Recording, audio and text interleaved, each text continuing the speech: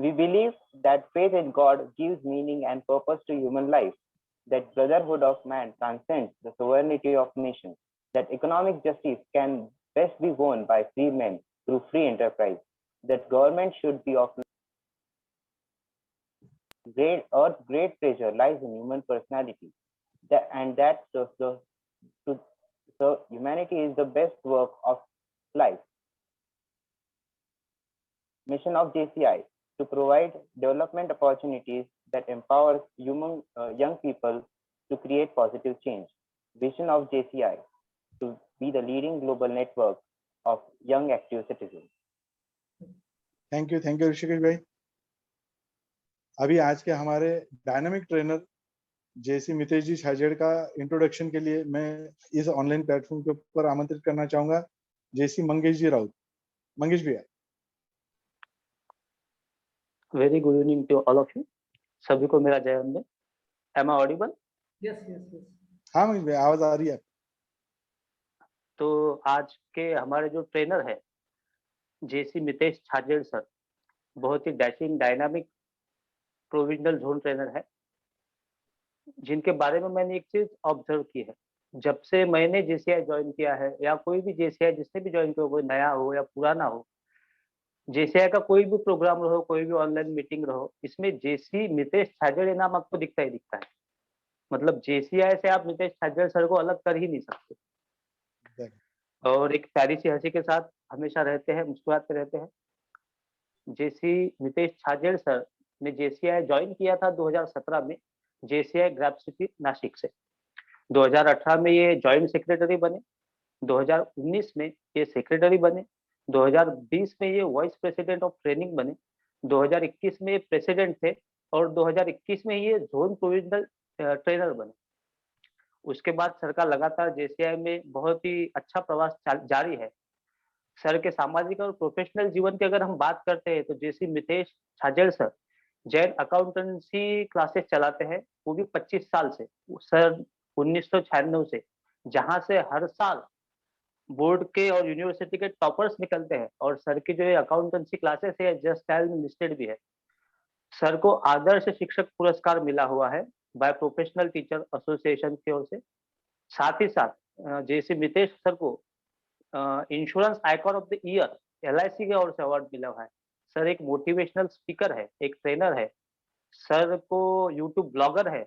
1400 से ज्यादा सर ने यूट्यूब में ब्लॉग और वीडियो डाले हुए हैं। सर के 400 से ज्यादा सब्सक्राइबर भी है। और अपनी मोटिवेशनल ट्रेनिंग और स्पीकिंग के थ्रू सर ने 111 से अधिक लोगों को उनके जीवन में ट्रांसफॉर्म करने के लिए, सक्सेस करने के लिए साथ दिया है। सर की लवली वाइफ, मतलब सर की शादी हुई है उनकी वाइफ के जेसी मेघना के साथ, और सर को एक प्यारा सा बच्चा है जिसका नाम है Yuvraj. Thank you. Over to you Ritesh sir. Thank you Mangesh भैया, थैंक यू। इतना सुंदर परिचय, इतने प्यारे आज के हमारे ट्रेनर। तो ज्यादा समय न लेते हुए मैं सभी के सामने आप सभी को मितेश भैया आपका वेलकम करता हूँ। मितेश भैया ओवर टू यू। अरे थैंक यू। और बहुत ही खुशी की बात है कि जो चैप्टर आज स्पीचक्राफ्ट होस्ट करने जा रहा है उसमें पहली एक छोटा सा पुष्प, एक छोटा सा एक प्यार भरा अपन बोल सकते हैं कि एक स्टार्ट करने के लिए आज एक सुनहरा मौका मेरे को जेसीआई खामगांव जयम्बे की ने दिया। तहे दिल से डायनामिक एलो प्रेसिडेंट एडवोकेट जेसी रितेश जी सर का यहाँ तहे दिल से धन्यवाद व्यक्त करता हूँ। सभी मेंबर्स जो यहाँ जुड़े हैं, सभी सीनियर मेंबर्स, शालिनी भाभी, इन सबका तहे दिल से धन्यवाद कि ये मौका मुझे दिया। और फाइनेंशियल लिटरेसी के बारे में 2 शब्द मैं कह पाऊँ, इसके लिए एक चांस, सुनहरा मौका मुझे दिया। चलो शुरू करते हैं अपन।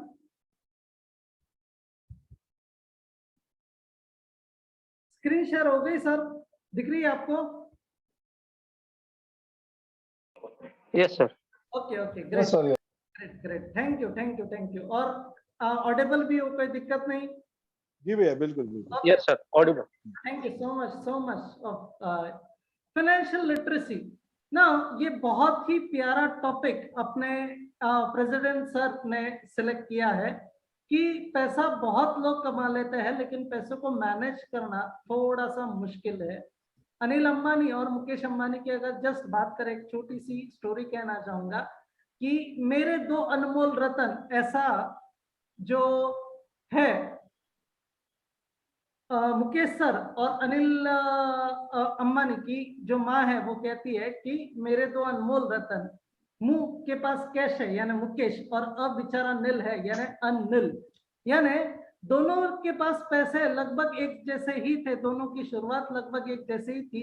दोनों ने बंटवारा, कोकिला बेन जो है उन्होंने दोनों भाइयों को इक्वली डिस्ट्रीब्यूट कर दिया, लेकिन एक के पास न जाने कितनी कंपनीज है, कितने का नेटवर्थ है और एक का जो ग्राफ है वो नेटवर्थ का धीरे धीरे धीरे धीरे कम हो रहा है, कुछ सालों से कम हो रहा है। क्यों ये कम हो रहा है?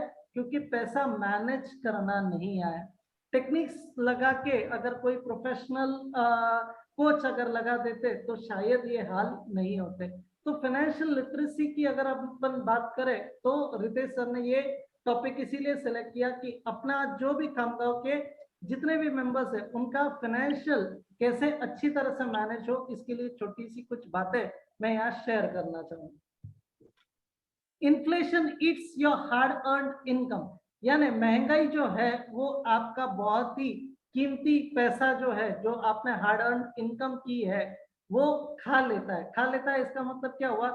इन्फ्लेशन जो है यानी महंगाई, फॉर एग्जांपल जो चीज 10 साल पहले जिस रेट में थी आज उसमें काफी 0 या 10 गुना 15 गुना वो बढ़ गया है। क्यों बढ़ गया है? तो सिर्फ इन्फ्लेशन की वजह से। पहले जिस रेट में पेट्रोल मिलता था, जिस रेट में कुछ चीजें मिलती थी, आज उसका रेट कंपैरेटिवली हाई है। अपने को चीज तो उतनी ही मिल रही है, उतना ही लीटर का पेट्रोल आज भी अपन ले रहे हैं, लेकिन आज अपने को दाम ज्यादा देना पड़ रहा है। तो क्यों ज्यादा देना पड़ रहा है? Only inflation. तो जो भी आप इन्वेस्टमेंट करो वो इन्फ्लेशन को बीट करे ऐसी इन्वेस्टमेंट होनी चाहिए। अभी मान लो इन्फ्लेशन का रेट लगभग 7% चल रहा है, तो आप जो भी इन्वेस्टमेंट करो एटलीस्ट उसका रिटर्न 15% आना चाहिए। 15% क्यों आना चाहिए? तो अपना जीडीपी रेट जो है लगभग 8% है, 7% इन्फ्लेशन है, तो रिटर्न जो है मिनिमम 15% आए, ऐसी कोई भी आपकी आइडल इन्वेस्टमेंट होनी चाहिए, यानी इन्फ्लेशन को बीट करने वाली इन्वेस्टमेंट होनी चाहिए। अभी इन्वेस्टमेंट करनी है तो कहाँ कहाँ करनी, क्या क्या ऑप्शंस है? मैं सिर्फ ऑप्शंस दे रहा हूँ, आपके नीड के हिसाब से ये अलग अलग हो सकते हैं, आपके प्रोफाइल के हिसाब से अलग अलग हो सकते हैं। रितेश सर ने मेरे को बताया कि यहाँ पे जितने भी लोग हैं ज्यादा से ज्यादा एडवोकेट, डॉक्टर्स, हाई प्रोफाइल के लोग हैं, तो नेचुरली इनको फाइनेंशियल नॉलेज तो होगा ही होगा, तो वो अपने कोई फाइनेंशियल एडवाइजर से 101% कंसल्ट करते होंगे। तो ये कुछ हर एक की नीड के हिसाब से अलग अलग इंस्ट्रूमेंट है जहां पे आप इन्वेस्ट कर सकते हो। अभी पहला जो है बहुत ही ज्यादा ट्रेडिशनल, अगर आप नाम लो या ट्रस्ट जिसपे है, वो है पीपीएफ यानी पब्लिक प्रोविडेंट फंड।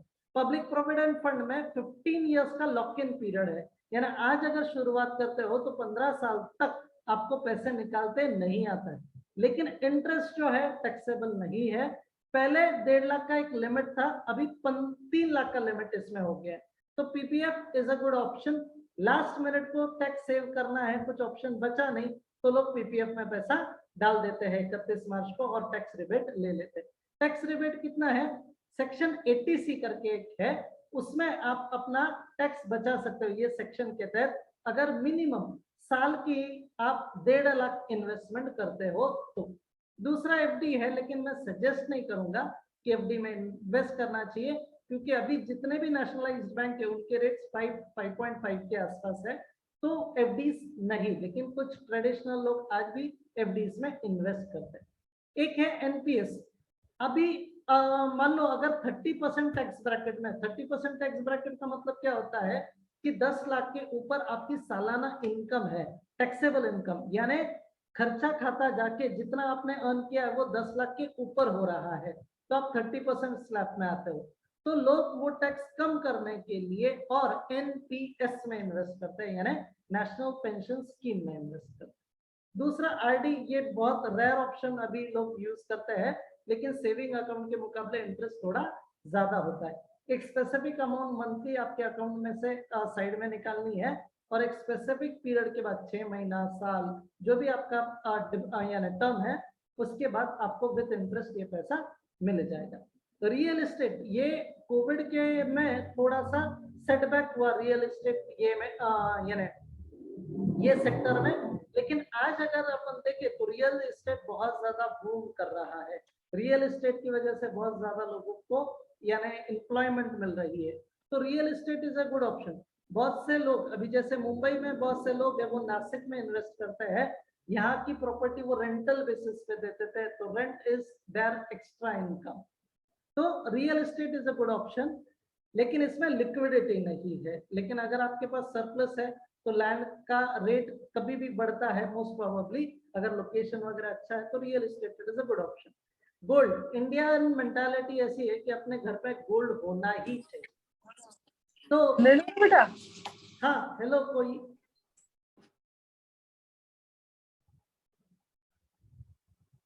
सभी से निवेदन है अपना माइक ऑफ करें। Okay okay okay.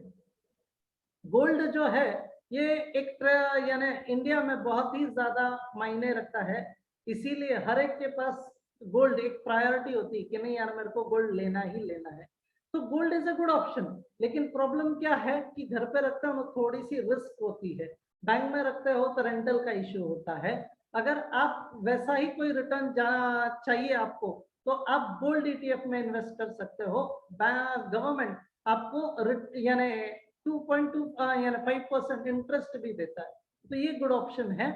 Next, senior citizen saving scheme, 60 plus जो मेंबर्स है, 60 प्लस जो लोग हैं वो इसमें इन्वेस्ट कर सकते हैं। एक आइडल प्रोडक्ट, एक पेंशन जैसा अपन एक चाहते हैं कि एक सॉर्ट ऑफ इनकम अपने को रेगुलर सोर्स पे मिले, तो ये एक ऑप्शन ठीक है।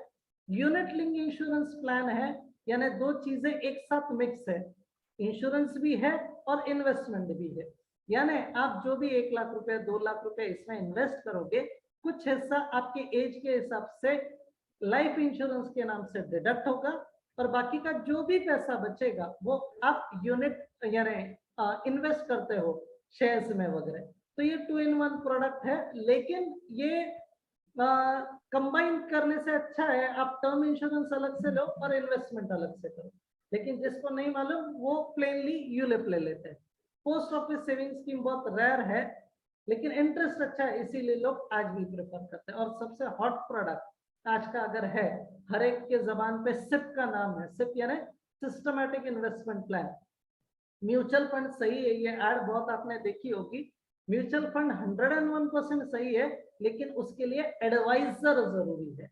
कृष्ण भगवान अगर अपन देखें तो कृष्ण भगवान अगर अर्जुन को गाइड नहीं करते, उनके सारथी नहीं बनते, तो अर्जुन महाभारत का युद्ध जीत नहीं सकते।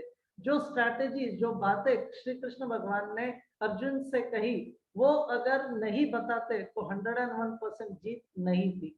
तो आपका लिए एक एडवाइजर जो है श्री कृष्ण है, जो आपको प्रॉपर टाइम पे कुछ बातें बताता है, आपके इमोशंस को मैनेज करता है और आपको वेल्थ क्रिएट करके देता है। तो म्यूचुअल फंड्स गुड ऑप्शन, क्योंकि इन्फ्लेशन को बीट करके भी लिक्विडिटी भी है इसमें, तो ये गुड ऑप्शन है।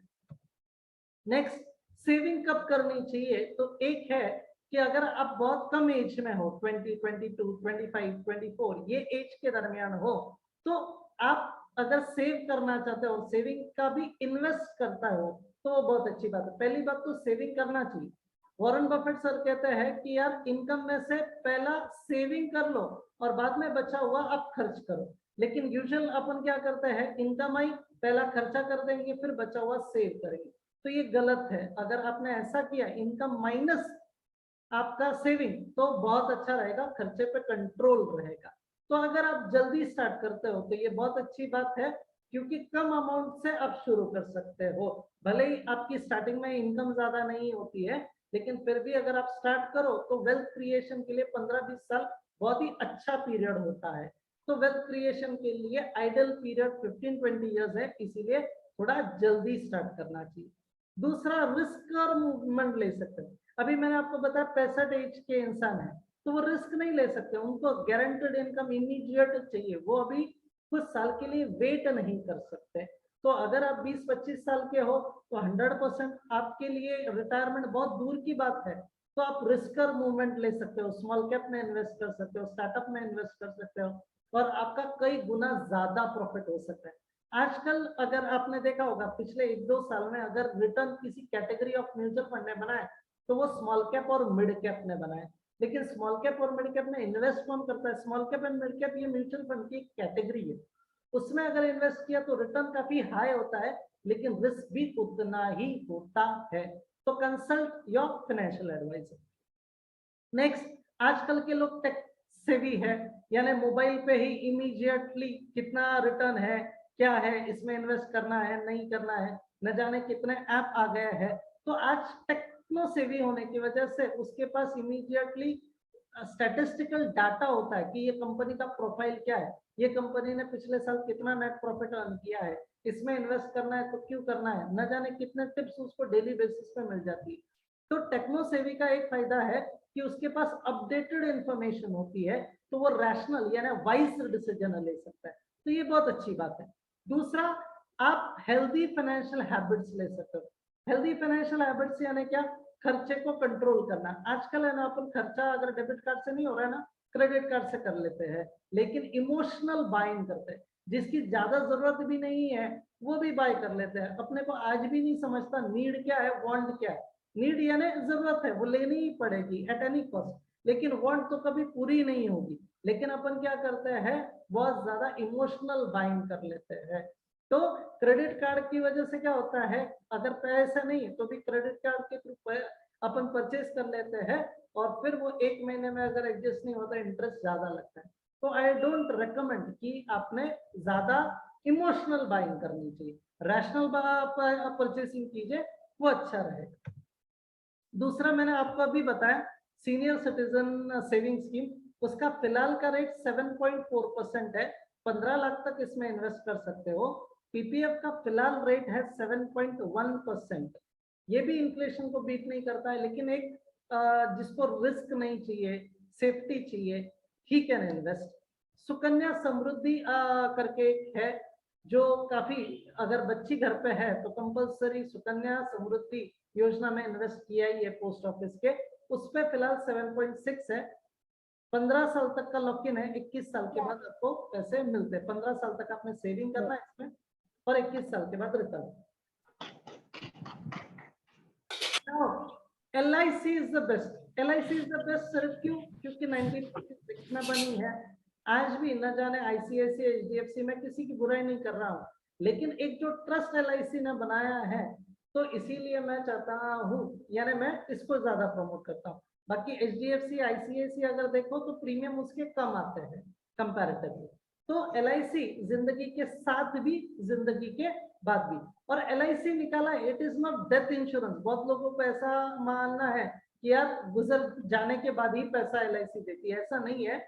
आप जीते जी भी पैसा मैच्योरिटी का एंजॉय कर सकते हो। तो जिंदगी के साथ भी एंड जिंदगी के बाद भी। उसमें कुछ प्लान्स है तो थोड़ा सा उसके बारे में देखते हैं। टर्म प्लान है ना, what is term plan? Term plan बहुत ही अच्छी कंसेप्ट है। फाइनेंशियल प्लानिंग करने के लिए टर्म प्लान होना बहुत जरूरी है, मेडिक्लेम होना सेकंड जरूरी है, और फिर आप इन्वेस्ट कर सकते हो। तो टर्म प्लान की स्पेशलिटी क्या है? प्रीमियम बहुत कम लगता है लेकिन इंश्योरेंस बहुत ज्यादा मिल जाता है। और अगर आप प्रीम एज में बाय करते हो 20, 25, 30, 35 एज तक, तो प्रीमियम कंपैरेटिवली कम आता है। वही 40, 45 में किया तो हेल्थ इश्यू आएगा, प्रीमियम ज्यादा आएगा, ज्यादा पीरियड का पॉलिसी नहीं मिलेगा। तो जितने जल्दी आप टर्म प्लान ले लो उतना अच्छा है। अभी कोविड के पीरियड में जिसका 1 करोड़ का इंश्योरेंस था उसने डायरेक्टली 5 करोड़ का कर लिया।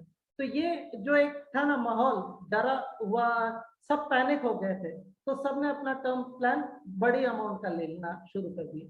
तो term plan is a good option, किसी भी कंपनी का ले सकते हो, कोई दिक्कत नहीं है, लेकिन टर्म प्लान होना चाहिए। एंडाउनमेंट क्या होता है? एंडाउनमेंट यानी एक स्पेसिफिक पीरियड तक आपने पैसा भरना है और उसके बाद में मैच्योरिटी मिल जाएगी। मान लो अगर आप 15 साल की पॉलिसी लेते हो तो 15 साल की बदले 16 साल की लो, क्योंकि 1 साल एक्स्ट्रा करने से आपका बोनस रेट चेंज होता है। हर 5 इयर्स में बोनस रेट LIC का चेंज होता है। तो 15 साल की जगह पे 16 साल की पॉलिसी लीजिए, ताकि बोनस आपको थोड़ा एक्स्ट्रा मिले, प्रीमियम थोड़ा सा रिड्यूस्ड हो जाए। थर्ड ऑप्शन है होल लाइफ, यानी आपको यानी पूरे लाइफ तक का इंश्योरेंस अगर चाहिए तो whole life is the best option. Premium भी कम आएगा, बोनस भी बहुत अच्छा आएगा और लास्ट मिनट तक आप सिक्योर रहोगे। मनी बैक, ये एक है कि किसी को 10 साल 15 साल वेट करने की इच्छा नहीं, आजकल इंस्टेंट मनी का जमाना है, तो 5 इयर्स के बाद इसमें रिटर्न मिलता है, ये एक ऑप्शन है। और पेंशन प्लान, पेंशन ये जरूरत है। आपको अजीब सा लगेगा कि अपने ना पहले पेंशन के बारे में कब सोचते थे कि यार रिटायर्ड हो जाएंगे ना तब देखेंगे यार पेंशन का क्या है क्या, लेकिन आज बहुत से लोगों ने पेंशन फंड में इन्वेस्ट करना स्टार्ट कर दिया है। क्यों? क्योंकि अगर जल्दी स्टार्ट करोगे तो कम अमाउंट में रिटायरमेंट पर्पस बहुत अच्छा जनरेट हो जाएगा, तो पेंशन प्लान लेना चाहिए, आइडल है। और लास्ट कैंसर कवर, कैंसर के लिए बहुत ज्यादा खर्चा लगता है, तो कम प्रीमियम में अगर आपको मेडिकल बिल का एक इशू नहीं होना चाहिए, अगर तो ये डिजीज होगी ऐसा नहीं है, लेकिन अगर ये डिजीज होती है किसी को भी तो बहुत ज्यादा खर्चा लगता है, उसके लिए एक छोटा सा प्रोविजन किया तो ये बेस्ट है, बैक एंड सपोर्ट रहेगा फैमिली के लिए, तो आप चाहो तो ये प्लान ले सकते हो। LIC इस यानी क्यों लेनी चाहिए वो बताएं। अभी बहुत से लोग जो है ना इन क्या क्या चीजें अपने फॉलो करनी चाहिए, तो इन्वेस्टर शुड फॉलो। अभी आपकी क्या हैबिट्स होनी चाहिए, क्या क्या चीजें आपने फॉलो करनी चाहिए, तो ये बातें बहुत ध्यान से सुनना। First, emotional discipline. अभी ये इमोशनल डिसिप्लिन क्या है? बहुत सी बार है ना मार्केट क्रैश होता है, आज 1100 पॉइंट से सेंसेक्स कम हो गया, बढ़ता है ना सेंसेक्स यानी तो बहुत अच्छा लगता है कि अपना पैसा बढ़ रहा है, लेकिन आज जब सेंसेक्स 1100 पॉइंट्स नीचे था ना तो धक धक धक धक ये स्टार्ट हो गया। तो प्रॉब्लम ऐसा है, बढ़ता है तब बहुत से लोगों ने अगर चाहिए तो पैसे निकाल लेने चाहिए, they are want hard money, लेकिन वो उस वक्त बोलते और बढ़ेगा और निकालते नहीं, और जब कम हो जाता है तो पैनिक हो जाते हैं, और कम हो जाएगा ये डर से पैसा निकाल लेते हैं, नेगेटिव एक्सपीरियंस लेके बाहर निकलते हैं, और इसकी वजह से बोलते हैं म्यूचुअल फंड सही नहीं है। एक सिंपल सा एक स्ट्रेटेजी है, राइट टाइम पे एंट्री होनी चाहिए, राइट टाइम पे एग्जिट हुआ तो ही प्रॉफिट बनाओगे, नहीं तो नहीं बनाओगे। तो इमोशनल डिसिप्लिन ये है कि पैनिक नहीं होना है, वोलेटिलिटी तो होगी, अपना जो जीवन है ना उसमें भी अगर जो है पल्स रेट एक जैसे आ गया ना, यानी क्या होता है जो अपन ब्रीदिंग ये करते हैं लाइफ लाइन, वो अगर एक जैसी रहेगी तो खत्म, इंसान खत्म, लेकिन ये ऊपर नीचे होता है ग्राफ, अगर अपन ने देखा तो अपन जिंदा है। तो इमोशनल डिसिप्लिन होना चाहिए। दूसरा, दे डोंट स्टॉप लर्निंग। अगर आपको सक्सेसफुल इन्वेस्टर बनना है, बहुत अच्छा पैसा कमाना है over a period of time, तो लर्निंग स्टॉप नहीं करना है। आज तो यूट्यूब है, आज बहुत से एप्स है जो आपको अपडेट रख सकते हैं, आपके लिए कुछ वैल्यू एडेड एड ऑन कर सकते हैं, तो लर्निंग स्टॉप नहीं करना है। अगर आप बहुत ज्यादा बुक्स नहीं पढ़ सकते, बहुत ज्यादा मैगजीन नहीं पढ़ सकते, तो हफ्ते भर में एक मैगजीन आता है टाइम्स ऑफ इंडिया का वेल्थ मैगजीन, मंडे को ही ये इशू आता है, वो अगर लिया तो लगभग फाइनेंशियल सभी बातें आपको समझ में आती है कि अभी ट्रेंड क्या चल रहा है, नया क्या अपडेट है, तो वो अगर लिया तो एटलीस्ट आप टच में रहोगे, भले ही आपका प्रोफेशन नहीं है, लेकिन अगर टच में रहे तो पैसे कहाँ इन्वेस्ट करने हैं ये आपको नॉलेज रहेगा, तो it is a good option. They protect the wealth, मैंने अभी बताया कि मेडिक्लेम वगैरह होना चाहिए, पर्सनल एक्सीडेंट इंश्योरेंस होना चाहिए, क्रिटिकल इलनेस होना चाहिए, लाइफ इंश्योरेंस होना चाहिए, ये जो चार बातें हैं ये चार बातें होनी ही चाहिए। ये सब चार बातें आती है वेल्थ प्रोटेक्शन में, और वेल्थ क्रिएशन में आपके शेयर्स आते हैं, म्यूचुअल फंड्स आते हैं, तो आपके वेल्थ को प्रोटेक्ट कौन करता है? तो ये लाइफ इंश्योरेंस वगैरह ये सब। तो पहले आप सिक्योर्ड हो जाओ, फैमिली को टेंशन फ्री हो जाएगी, और फिर जो बचा हुआ एक्स्ट्रा पैसा है वो आप इन्वेस्ट करो और अच्छा पैसा बनाओ। Don't follow the heard. एक जैसा है ना, सभी जन सेल कर रहे हैं, अपन भी पैनिक में आके सेल कर दे, सभी जन बाय करते हैं ना, जोमेटो में सब जन आईपीओ में इन्वेस्ट करते हैं, क्या हालत हुई है वो आपको मालूम है, और पेटीएम का तो सबसे बेकार हालत है। तो सब लोग जो ले रहे हैं ना वो भी अपन पागल बन के ले लेते हैं, सोचते नहीं कि क्या है क्या नहीं है। तो हर्ड को फॉलो नहीं करना है, रूमर्स को फॉलो नहीं करना है। आपका खुद का नॉलेज, आपका जो भी सीनियर होगा, जो भी आपसे होशियार होगा वो चीजों में, उससे थोड़ा सा कंसल्ट करके डिसीजन लेना है। They think long term. Long term का मतलब क्या होता है? लॉन्ग टर्म यानी 2 साल 5 साल नहीं होता है। लॉन्ग टर्म यानी 10 साल 15 साल 20 साल। अपनी जो इकोनॉमी है या गवर्नमेंट आता है तो 5 साल का विचार लेके आता है कि अगले 5 साल में हम क्या करेंगे। तो वो 5 साल में क्या करेंगे ये देख के अपन उनको कुर्सी देनी या नहीं देनी डिसाइड करते हैं।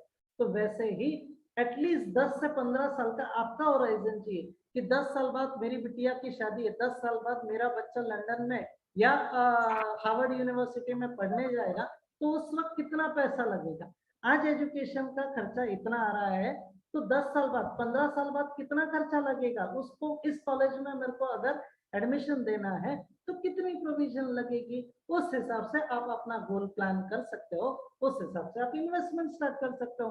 तो हमेशा think of long term.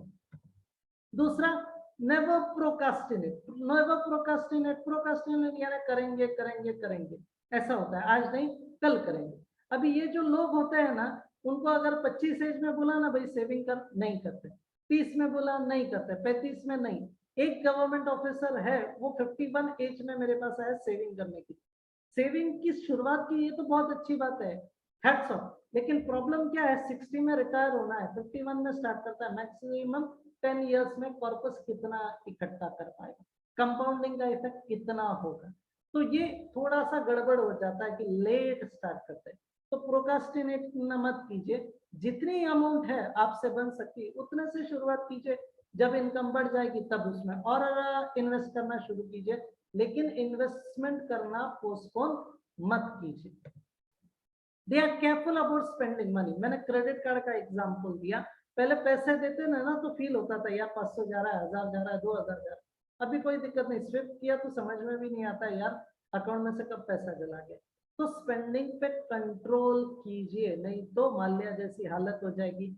Mallya का जो सीए है वो कहता था, विजय माल्या, कि यार स्पेंडिंग पे कंट्रोल कर नहीं तो गड़बड़ हो जाएगी। और आज जिसके प्लेन थे आज वो ट्रेन में ट्रैवल कर रहा है और इंडिया में भी नहीं है। तो ठीक है, स्पेंडिंग पे कंट्रोल होना चाहिए। अभी बहुत से लोग है ना डायरेक्ट इन्वेस्ट करते हैं। मेरा यानी उनके खिलाफ नहीं हूं, मैं सिर्फ बोल रहा हूं कि यार डायरेक्ट इन्वेस्टर और एक फाइनेंशियल एडवाइजर के थ्रू इन्वेस्ट करने में क्या फर्क है।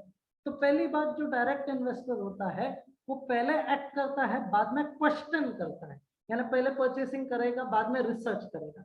तो थोड़ी गड़बड़ हो जाती है।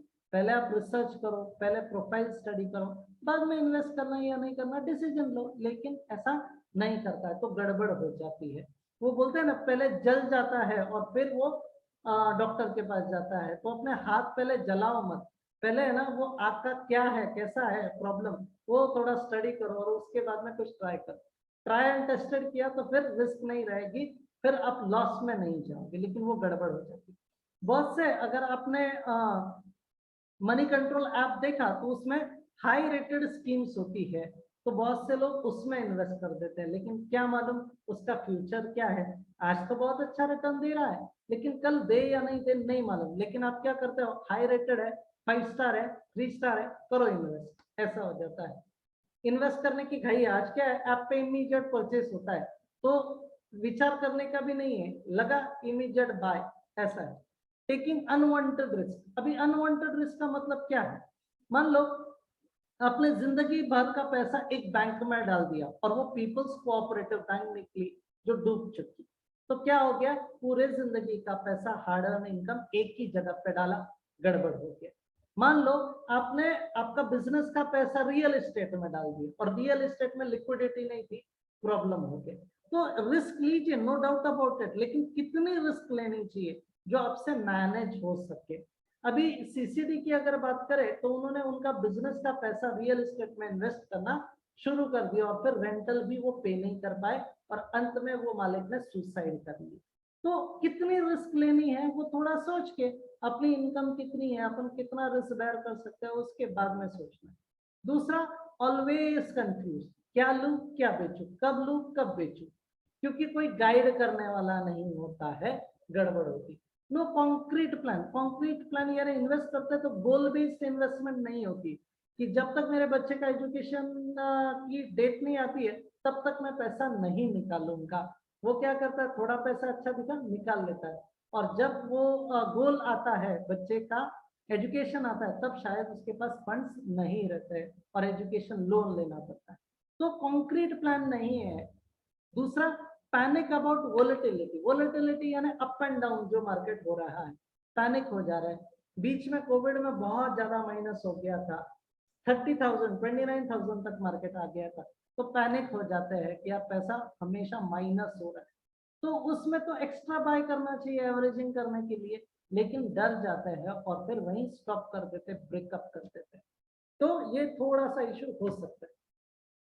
अभी आप यानी इन्वेस्ट बहुत से लोग करते हैं ना, वो 80C सेक्शन के हिसाब से 1.5 लाख का एक लिमिट दिया है, उतना ही सेविंग करते हैं, उससे ज्यादा सेविंग नहीं करते हैं। तो मेरा ये मानना है सेविंग कितना होना चाहिए, आपका प्रोफाइल क्या है, आप पे डिपेंडेंस क्या है, आपका लोन कितना आउटस्टैंडिंग है, आपके गोल्स क्या है, वो सब ध्यान में रख के हम इन्वेस्ट कीजिए। सिर्फ 1.5 लाख तक गवर्नमेंट ने एक टैक्स में कंसेशन दिया तो 1.5 लाख ही इन्वेस्ट करना नहीं है, 1.5 लाख के ऊपर भी कर सकते हो। अभी बहुत से लोग 80C के तहत अलग अलग चीजों में इन्वेस्ट करते हैं। मान लो एम्प्लॉय प्रोविडेंट फंड है, एम्प्लॉइज जो प्राइवेट सेक्टर में है वो यहाँ इन्वेस्ट करते हैं, सालाना इंटरेस्ट रेट 8.5% मिलता है, रिटायरमेंट तक ये पैसा रहता है, आपको पैसा इन्वेस्ट करना है, रिटायरमेंट के बाद ये पैसा मिल जाएगा। ELSS यानी इक्विटी लिंक्ड सेविंग स्कीम, ये म्यूचुअल फंड की बहुत ही बढ़िया स्कीम है। इसमें 3 इयर्स का लॉक इन है, लॉक इन का मतलब 3 साल तक पैसे नहीं निकाल पाओगे, लेकिन पोर्टफोलियो वेल डाइवर्सिफाइड होता है, प्रोफेशनली मैनेज होता है, खर्चा कम लगता है, रिटर्न्स इन्फ्लेशन को बीट करके देता है, तो ELSS टैक्स भी सेव करता है, रिटर्न्स भी अच्छा देता है। पीपीएफ में गए तो 15 साल का लॉक इन है, LIC में मान लो 10 साल का मिनिमम पॉलिसी होता है, तो पीपीएफ इज यानी ये ELSS is a good option. NSC में बहुत रेयर अभी लोग इन्वेस्ट करते हैं, वैसे भी इंटरेस्ट रेट 6.8। दूसरा कि ये मैंने एक स्टार जैसा रेटिंग किया है कि आपने अगर इन्वेस्टमेंट के कुछ डिसीजन लिए तो वो कहाँ होने चाहिए और कैसे होने चाहिए। मान लो मैंने अभी ELSS की बात की तो it is a good option, PPF security, government का एक प्रोटेक्शन, तो ये भी ऑप्शन अच्छा है। 60+ लोग हुए तो वो रिस्क तो नहीं लेंगे, इसलिए सीनियर सिटीजन अच्छा है। बिटिया है तो एक इमोशनल अपना एक ये होता है, तो Sukanya Samriddhi is okay. NSC नहीं लेना चाहिए लेकिन लोग लेते हैं, और फिर ये टैक्स सेविंग वगैरह वगैरह ये नहीं करना है, लेकिन फिर भी एक थिंकिंग है कि बाय कर देते हैं। अभी एक डॉक्टर है, उन्होंने FD में इन्वेस्ट किया, मेरे को समझ में नहीं आता, 1 लाख रुपए मान लो उन्होंने इन्वेस्ट किया, 7% रेट ऑफ इंटरेस्ट है, 7,000 रुपया आएगा, वो भी 1 साल के बाद। 7,000 से ज्यादा तो उनका मंथली एक्सपेंस है, क्या मतलब हुआ ये प्रोडक्ट में इन्वेस्ट करने का, लेकिन उन्होंने वो इन्वेस्ट कर दिया कि यार 1 लाख रुपया है, घर पे रहेगा तो खर्चा हो जाएगा, इन्वेस्ट कर दो, लेकिन 1 साल के बाद वो 7,000 रुपया लेने का क्या मतलब हुआ। तो आप अपने हिसाब से डिसीजन यानी सही है या नहीं चेक कीजिए।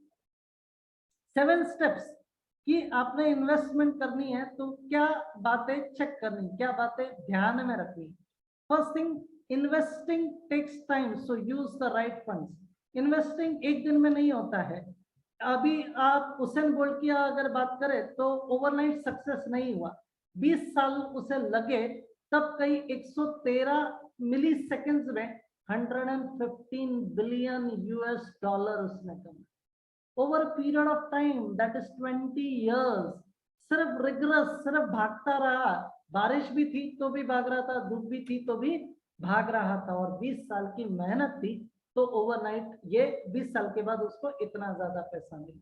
तो इन्वेस्टिंग के लिए थोड़ा सा टाइम देना पड़ता है, तो आपने इन्वेस्ट जल्दी स्टार्ट कर देना है।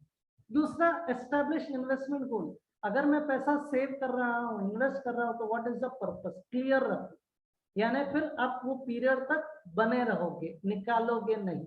बहुत से घरों में आज भी एक है, या फिर अगर आप नॉर्मल बात करें तो अपने पैंट के 2 पॉकेट्स होते हैं, शर्ट का 1 पॉकेट है और एक और एक्स्ट्रा आगे पीछे तो होता ही है, लगभग 5 या 6 पॉकेट्स होते हैं।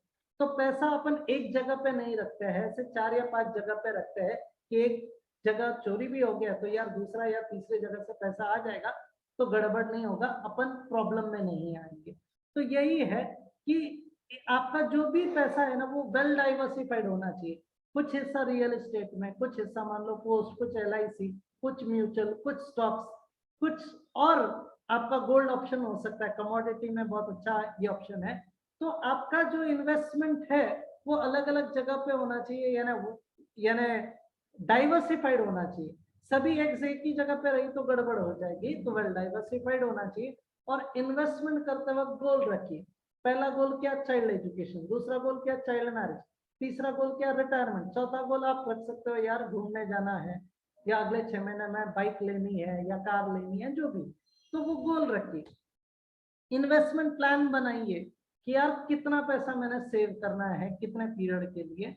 इन्वेस्टमेंट ऑप्शन कौन कौन सी है थोड़ा कंसल्ट कीजिए। फिर ये गूगल बहुत से आंसर्स दे देगा, लेकिन वो जनरल आंसर्स देता है, कस्टमाइज नहीं कर सकता है। कस्टमाइज के लिए आपको CFP के पास जाना पड़ेगा, सर्टिफाइड फाइनेंशियल प्लानर के पास जाना पड़ेगा, जो आपका पोर्टफोलियो के हिसाब से आपको राइट एसेट अलोकेशन करके देगा, एज के हिसाब से, आपके गोल के हिसाब से, आपके रिस्क एपेटाइट के हिसाब से आपको इन्वेस्ट कहाँ करना है प्रॉपर वे से गाइड करेगा। सो आप पोर्टफोलियो बनाइए, लेकिन वेल डाइवर्सिफाइड बनाइए।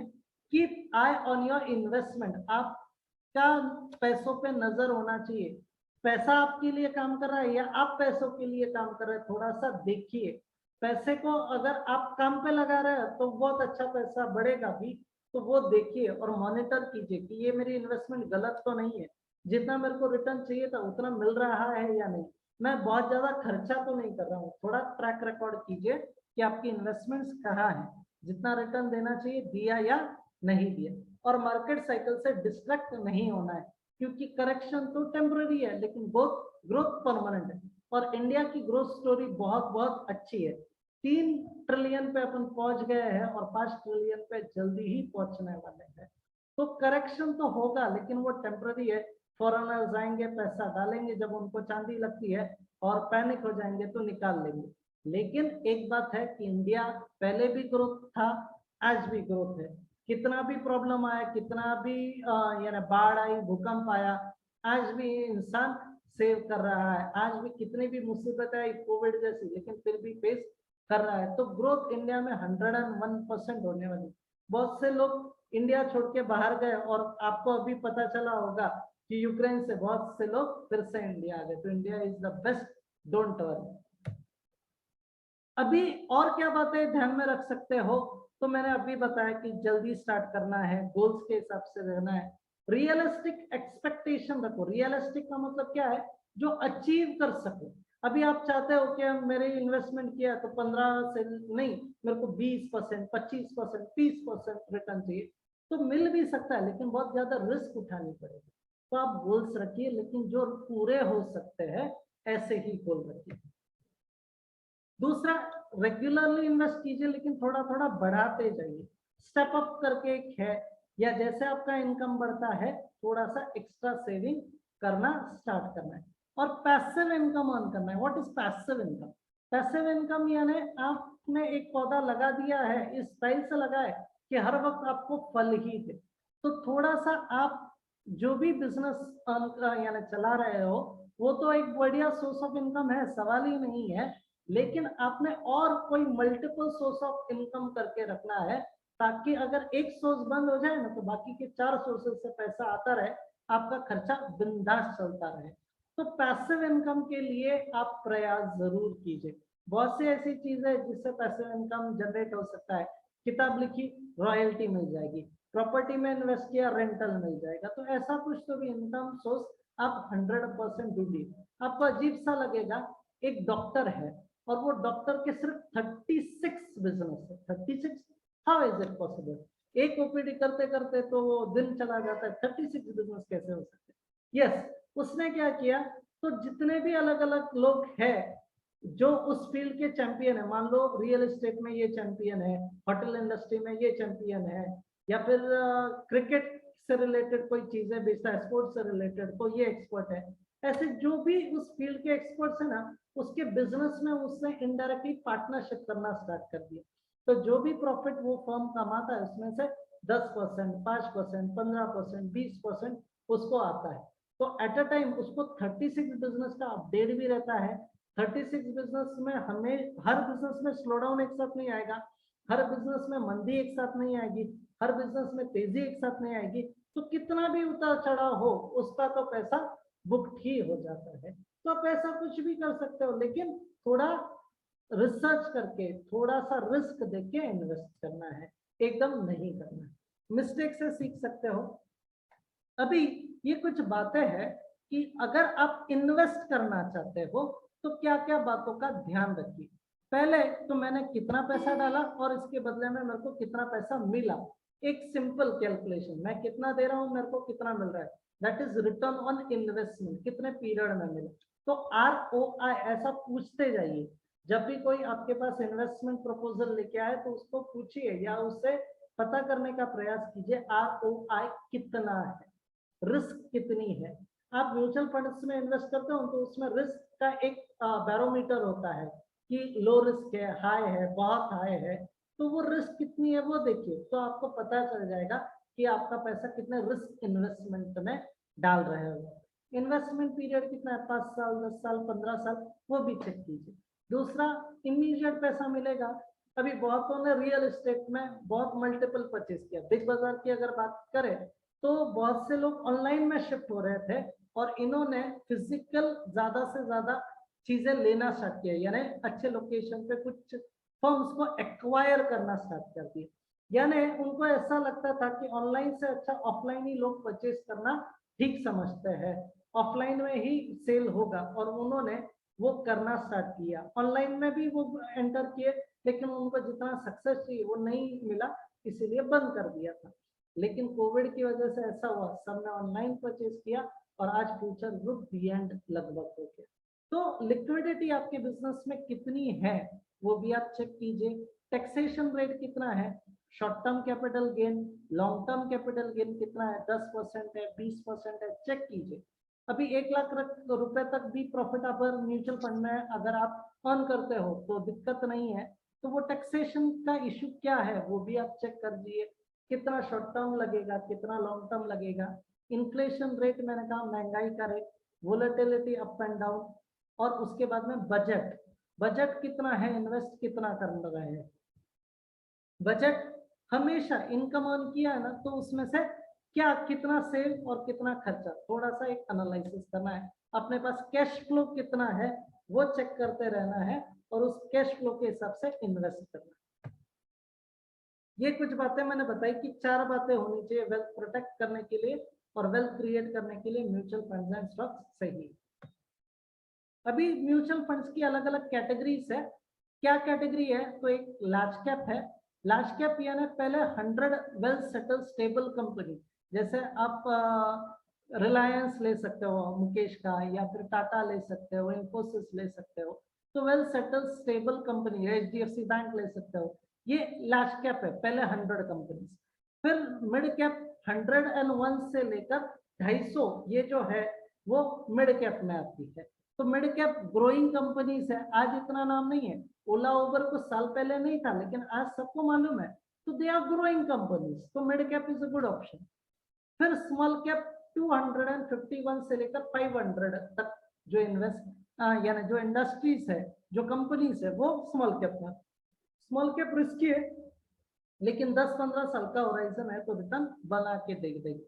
Multi cap, large, mid and small, ये तीनों अगर एक ही जगह पे आपको चाहिए और प्रॉपरली एलोकेशन अगर आप चाहते हो, आप अगर यानी प्रॉपर वे से इन्वेस्टमेंट आपका पोर्टफोलियो मैनेज नहीं कर पाओगे तो मल्टी कैप बहुत अच्छा है, क्योंकि 25% लार्ज कैप रहेगा, 25% मिड कैप रहेगा, 25% स्मॉल कैप रहेगा, बाकी का 25% जैसे मार्केट में यानी वोलेटिलिटी रिस्क रहेगा उस हिसाब से फंड मैनेजर इन्वेस्ट करेगा। तो आपका हर चीज में पैसा है तो रिस्क बहुत कम है, तो ये मल्टी कैप अच्छा है। फ्लेक्सी कैप यानी जैसे लगा कि यार स्मॉल कैप में अच्छा है वो स्मॉल कैप में पैसा शिफ्ट कर देगा, मिड कैप में अच्छा है मिड कैप में शिफ्ट कर देगा, यानी जहां उसको रिटर्न दिखा वहां वो शिफ्ट कर देगा। तो ये फ्लेक्सी कैप है, ELSS अपन बोल चुके हैं। हाइब्रिड यानी इक्विटी एंड डेब्ट ऐसे कैटेगरी है म्यूचुअल फंड में, यानी इक्विटी यानी मिनिमम 65% इक्विटी और 35% डेब्ट यानी बॉन्ड्स होते हैं, गवर्नमेंट सिक्योरिटीज होती है, उसमें इन्वेस्ट है। वो आपका पैसा भी ग्रो होगा इक्विटी की वजह से, पैसा सेव भी रहेगा डेब्ट की वजह से। 2-in-1 प्रोडक्ट चाहिए तो हाइब्रिड म्यूचुअल फंड्स करके है, उसमें आप उस कैटेगरी में इन्वेस्ट कर सकते हैं। ये सबसे मेन स्लाइड है, ये अगर किसी को फोटो निकालना है तो 100% फोटो निकालिए। क्यों? क्योंकि अपन है ना, हर कोई जन है ना फाइनेंशियल फ्रीडम चाहता है। अभी मैंने बात की ये करना चाहिए वो करना चाहिए, अरे लेकिन यार ये सब मैनेज नहीं होगा, ये सब दिमाग के ऊपर से जाता है, क्या करना है, क्या आइडल है मेरे लिए। तो ये एक आपका पोर्टफोलियो अगर ऐसा बना तो दिक्कत नहीं रहेगी। फॉर एग्जाम्पल आप आज जो इनकम अर्न कर रहे हो उसका 10% खुद को देना स्टार्ट कर दीजिए, यानी एक फाइनेंशियल फ्रीडम अकाउंट, FFA यानी फाइनेंशियल फ्रीडम अकाउंट। आप जितना भी इनकम अर्न कर रहे हो डेली बेसिस पे, मंथली बेसिस पे, जितना भी अर्न कर रहे हो उसका इमीडिएट 10% साइड में निकाल देना है। क्यों निकालना है? कि भाई रिटायरमेंट होगी ना तब ये पैसे को मैं हाथ लगाऊंगा, तब तक नहीं लगाऊंगा। तो 10% आप अपने इनकम में से साइड में निकाल रहे हो, तो लास्ट मिनट जब आप काम करना बंद भी कर दोगे तो भी आपके पास पैसा रहेगा ही रहेगा। तो ये बहुत अच्छा तरीका है कि 10% खुद को देना स्टार्ट कर दीजिए। सेकंड, 10% किसके लिए? लॉन्ग टर्म सेविंग के लिए। घर लेना है अगले 5 साल में और कुछ स्पेशल गोल है 10 से 15 साल के लिए, तो जो लॉन्ग टर्म खर्चा आप करने वाले हो over a period of time 5 years 10 years में, उसके लिए आप 10% साइड में निकालो। मान लो जब घर लेने जाते हो ना तो वो कहते हैं यार 20% आपके पास कैश है क्या, 80% लोन मिल जाए। तो वो 20% होने के लिए आपके पास कैश होनी चाहिए।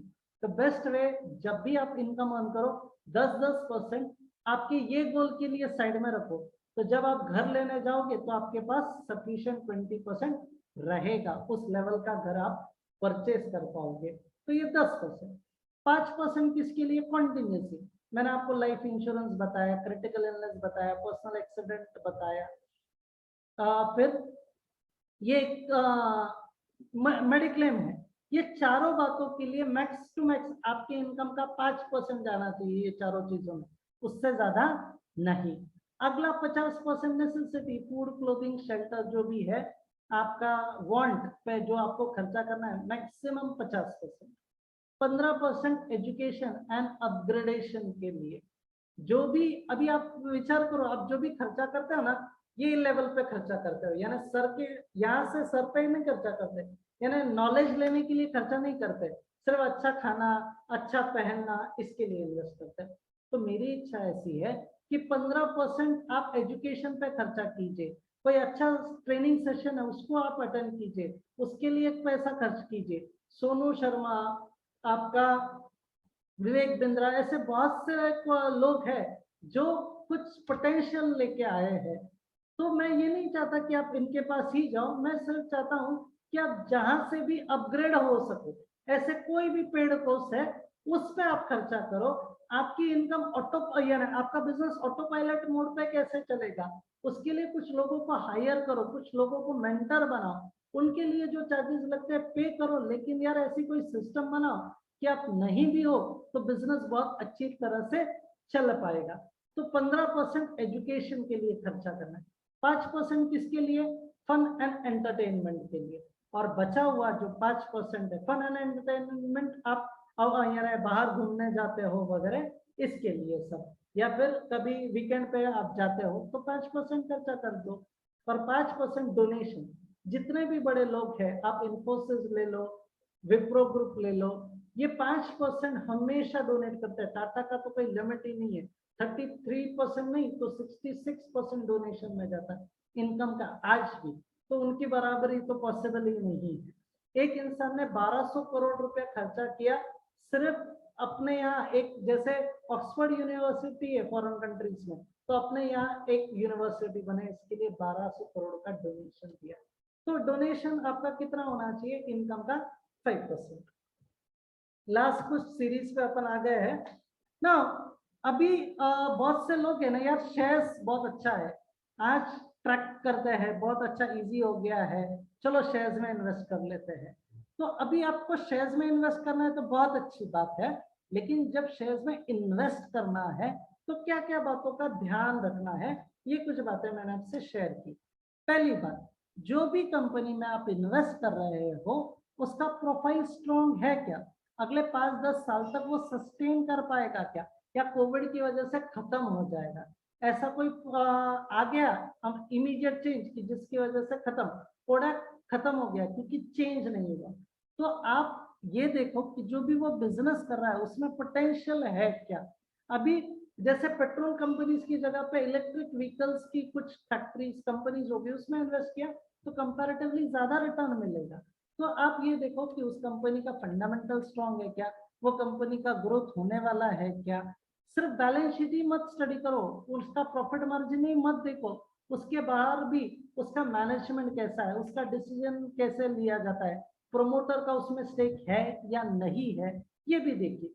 उस कंपनी में कोई लेबर इश्यू है क्या, नहीं तो लेबर स्ट्राइक पे जाएंगे, प्रोडक्शन कम हो जाएगा, तो वो देखिए। या कोई कोई लिटिगेशन है क्या, यानी कोई कोर्ट में उस कंपनी का मैटर चल रहा है क्या, उसने कोई डिफॉल्ट किया है क्या, पैसा तो ले लिया मार्केट से लेकिन टाइम पे पैसा नहीं दिया, ऐसा है क्या, वो चेक कीजिए।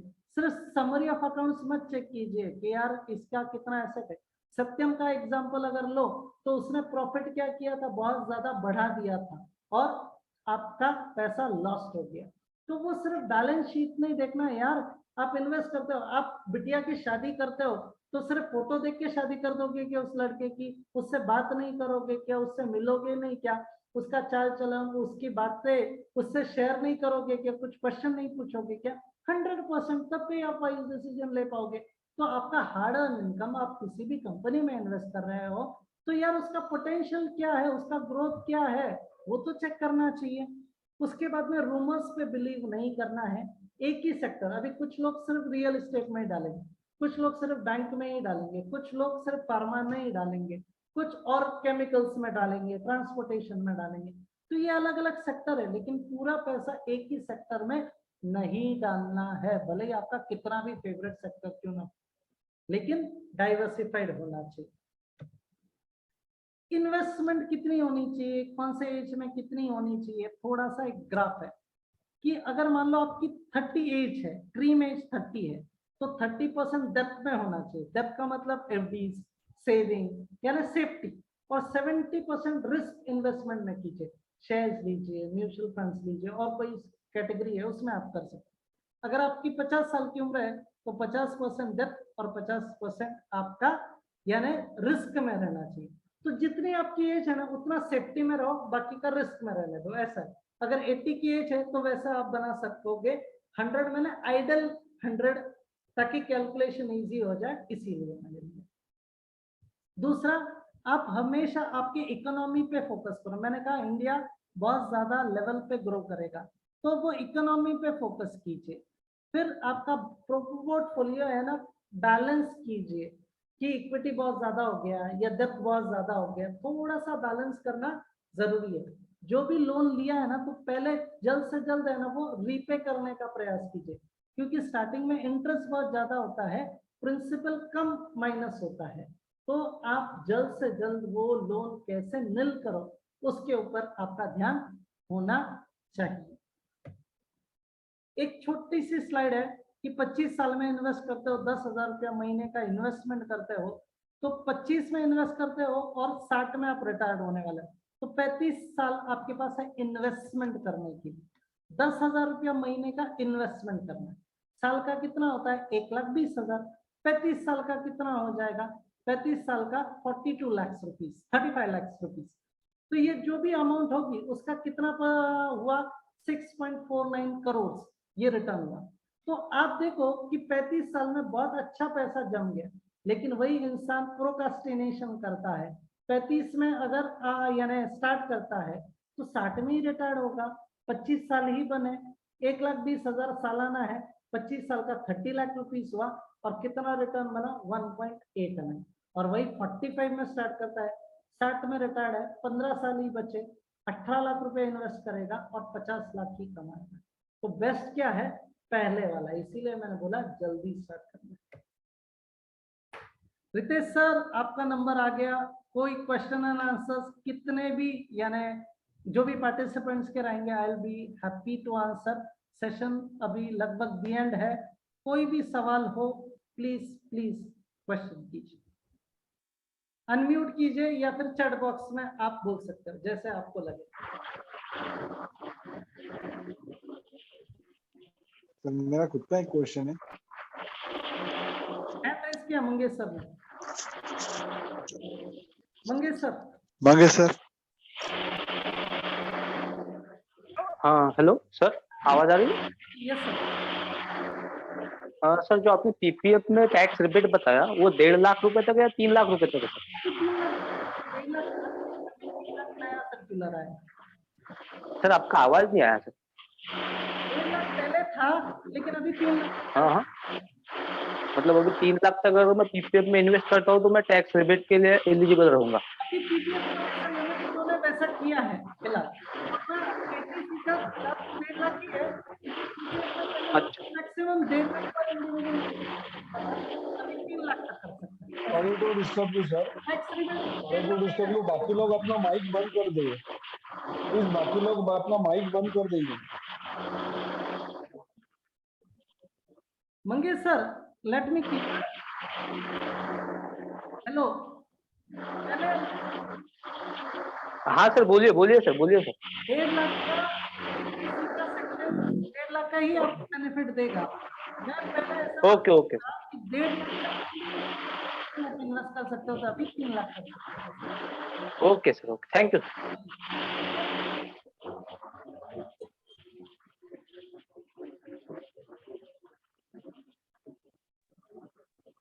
और किसी को? मेरा एक क्वेश्चन है सर। हाँ बोलिए बोलिए। सर इंश्योरेंस में एलआईसी का आपने बोला इंश्योरेंस का, हाँ अगर इंश्योरेंस एजेंसी से निकाले, इंश्योरेंस एजेंट से और ये ऑनलाइन निकाले तो उसमें कितना डिफरेंस रहता है, और ऑनलाइन निकालने के फायदे कुछ है क्या ऑफलाइन ही निकालना चाहिए? अच्छा, एकदम बहुत बहुत अच्छा क्वेश्चन बोला निखिल सर आपने।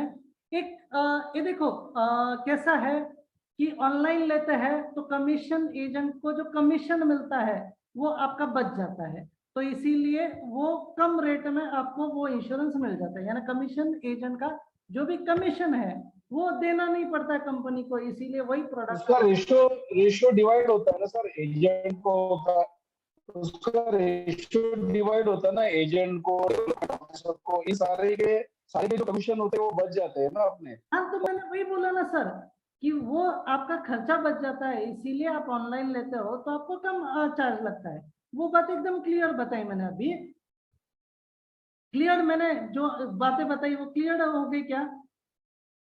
एजेंट को जो 35% 40% जो भी अमाउंट एक्सवाइज 25% जाता होगा, मान लो वो कंपनी का सेव्ड हो गया, इसीलिए आपको ऑनलाइन पे कम अमाउंट में उतना इंश्योरेंस मिल गया।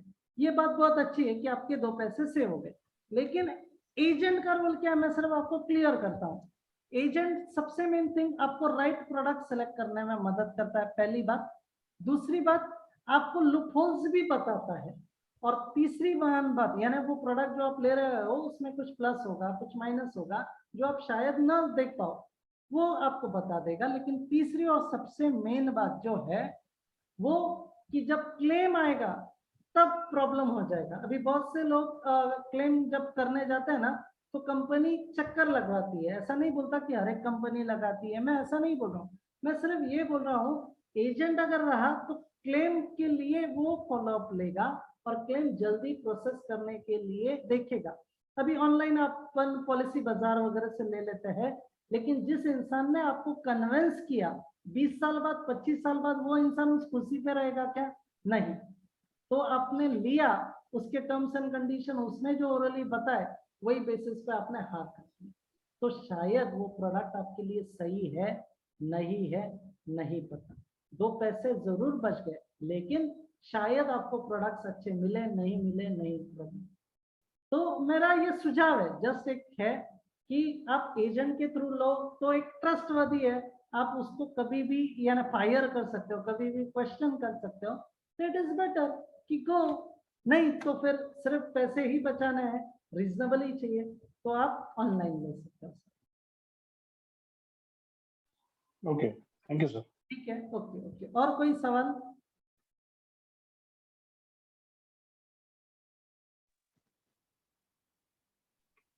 चैट बॉक्स में या हैंड? सर आपने इतना प्यारा सब एक्सप्लेन कर दिया है सर कि मोस्ट ऑफ क्वेश्चन सब वहीं पे खत्म हो गए। नहीं दिल में कोई क्वेश्चन बचे ही नहीं सही मायनों में। नहीं, ठीक है ठीक है। Great great. आपकी यानी बहुत बड़ी बात है आपकी कि आपने इस यानी ये कमेंट दिया मेरे को। Thank you so much. नहीं, जो सही है वो सही है sir. Clear. Great great great. और कोई तो सवाल? सर हाँ बोलिए बोलिए। नहीं ठीक है ना सर। आप अगर आप होस्ट हैं, आपको दिखता है सर किसका हैंड रेज है? अरे नहीं, यहाँ से मुझे नहीं दिख पाता है। शॉर्ट किया है ना, तो वो नहीं मेरे को दिख रहा है। अच्छा अच्छा, ओके। तो मंगेश सर है, उनका हैंड रेज अभी भी है। नहीं, वो शायद से लोअर करना भूल गए होंगे। और तो मे बी। कोई नहीं है, लेकिन अगर चाहे तो चैट बॉक्स में आप पूछ सकते हो ओरली, अगर आपको नहीं पूछना है, अनम्यूट नहीं करना है, तो वैसा भी आप कर सकते हो, ऐसा कुछ नहीं है। ओके ओके ओके ओके, ठीक है ठीक है। जी तो सर। सवाल तो मेरे ख्याल से अभी दी एंड हो गया है। रितेश सर आप जी बोलिए, सर। ओवर तो टू सर यू। सेशन के अगले पड़ाव पे आते हैं। हाँ, सर बहुत ही सच में एकदम सुंदर ट्रेनिंग लगा।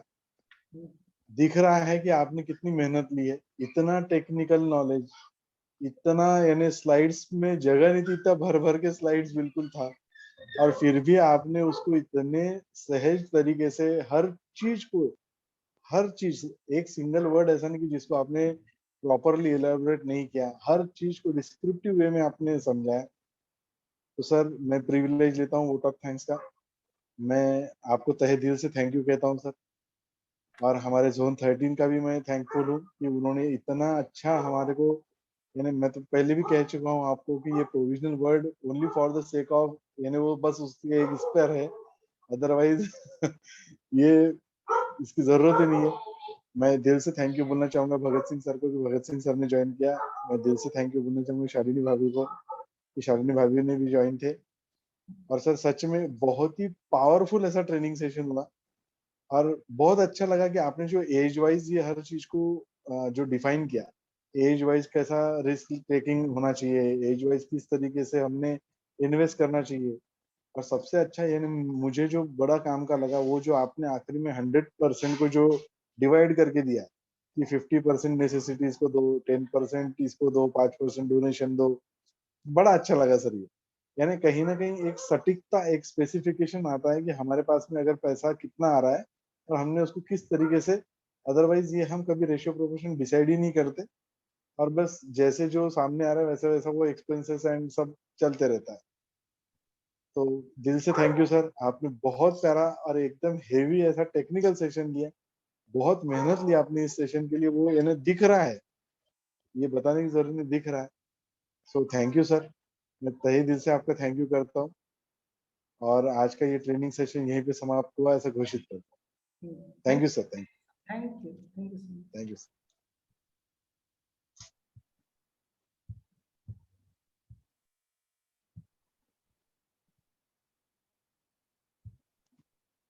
सर आप होस्ट है सर मितेश सर, आप मीटिंग एंड कर दीजिए sir. Yes sir, yes sir, 100%। एक सिर्फ फोटो निकाल लिया क्या सबका? जी सर मैंने निकाला है। Thank you so much. Take care. Thank you sir. Thank you. Thank you Mitesh भैया, बहुत मैंने आपने ये मौका दिया, आपका विश्वास था, इसीलिए मैं आप। अरे नहीं, थैंक यू एक्चुअली हम खुद लेट हो गए आपको सुनने के मामले में। मैं आज ज्वाइन करने में भी लेट हो गई, सॉरी, बट मैंने आधा सेशन अटेंड किया। मैंने जितना सुना, मैं आपको तो मैंने पहले भी थोड़ा बहुत सुना है, पर आज पहली बार इतना कुछ सुना। नहीं, आपने सही में भैया मतलब स्लाइड्स वगैरह इतनी सुंदर प्रिपेयर करी है, इतना प्रिपरेशन ये वो, मौका मिला भैया तो आपको ऑफलाइन सुनने का मौका मिला तो बहुत अच्छा रहेगा। आप जब भी बुलाया जाए। जरूर जरूर। नहीं, सच में ये जी जो भैया। उत्कंठा है ना भैया, आई ये थिंक ये उत्कंठा बढ़ गई ये है। सेशन डबल और एक बार लेना चाहिए मेरे हिसाब से सर का। जरूर जरूर, भैया और वो ऑफलाइन ऑफलाइन लेंगे लेंगे। आप ताकि एक्टिवली पार्टिसिपेट कर सके एकदम। सही है, सही है, वेरी ट्रू। जी भैया, okay, thank you Ritesh thank you भैया। भैया, thank you. Yes yes okay, okay.